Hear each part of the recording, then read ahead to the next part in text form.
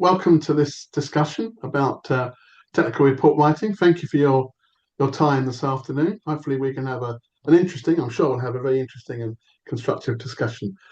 Can I start with the fundamentals of technical report writing in terms of communication? Yeah, of course, Ray. And good afternoon. Thank you very much for the invite and the opportunity to talk about this course. Um, the fundamentals really, the course is entitled Technical Report Writing, and absolutely we will dive into the course, goes into the technical aspects. But we start with and spend quite a bit of time during the course on the fundamentals of communication. Oftentimes we find that because of the busy nature of people's lives, because of the all the information that's swirling around in their head, when it comes to writing a report, that they can be somewhat muddled, confused, not really know where to start. So we focus on the fundamentals, which allow people to understand who the audience is, and who what is the actual purpose of the report, and really and finally what the basics of every communication is are, so that we take them back to a very simple place, break it down to that simple detail, and that gets people really in a different place from where they are when they can be somewhat muddled, confused, and not know where to start. There must be quite a lot of crossover here between this course and our developing effective specifications course, because I can see a lot of overlap between these, that because it's really the same as what you're doing, only in a particular context. Yeah, no doubt about that, Ray. It really, as I said earlier, we go back to the real basics. We get people to visualize through a number of exercises who the people, the readership is. Hmm. Who are they actually writing this for? Hmm. And if you think about, and so that's, in every communication, who are they trying to communicate with? If you think about the requirements course, you need to communicate with the market what you need, and so you need to understand who the market is, what the market is. It's the same. So we could replace the market suppliers of various nature with anybody who's going to read your report in the technical report writing course. So yeah, definitely a lot of crossover there, Ray. Yeah, so I think it's the same skill set, isn't it? If you can write a good, well-structured report, you can write a good, well-structured specification.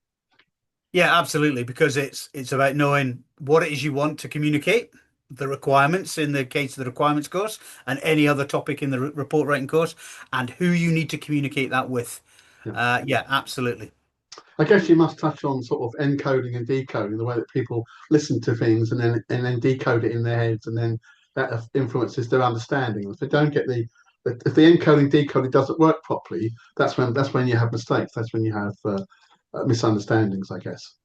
Yeah, early on in the course, just if I can just pull out an example, I say to people, how many times do you type a WhatsApp message and then before you send it, change it?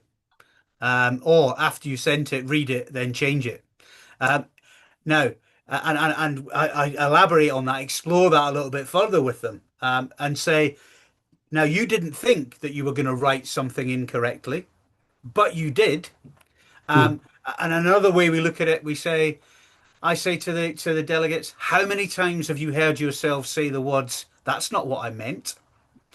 Now, something's gone wrong in the encoding. Something has happened in the encoding because you thought the right thoughts. Of course, you knew what you wanted to say, but it's Yeah, not yeah. what you wrote.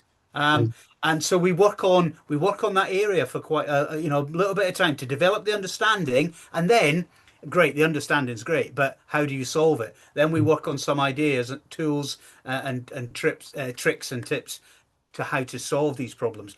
And on the other side of the fence, when that message is landed, we look at the ways of landing that message mhm, so that yeah. when it's decoded, the person reading it, your audience, your readership, has a far greater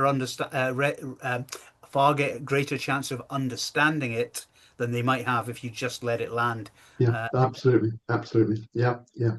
So what are the benefits then of good report writing for all professionals? well, you've in the professional world. you have to achieve things. So the idea of a good report, I start with there's a cohort of graduates that a lot of graduates come along to this course.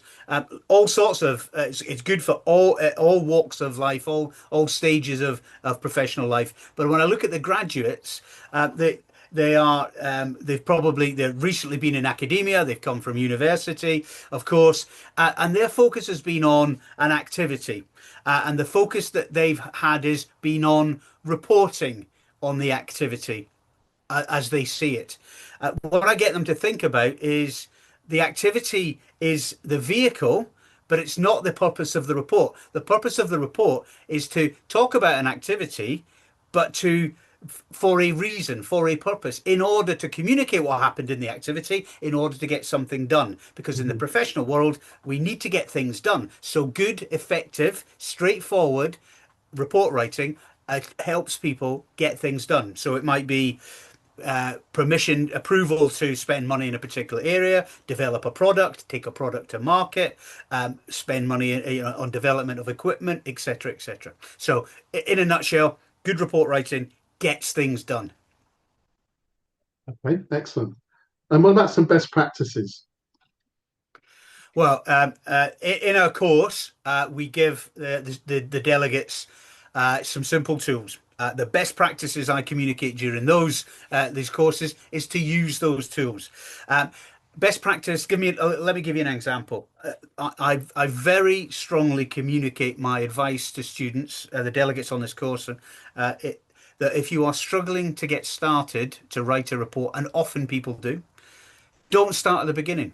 In fact, I strongly advise people never to start at the At the beginning. beginning, So, yeah. Yeah. so good practice for me in this area is to write first of all about what you know, the activity. So in engineering world, if you were conducting an experiment, a test, a bit of research, you know about that. You've done it. That's the activity. So get into the middle of the report Yeah, and yeah, write about that. Get a balance in there, and we provide some tools on how to get the best balance, but write about that bit.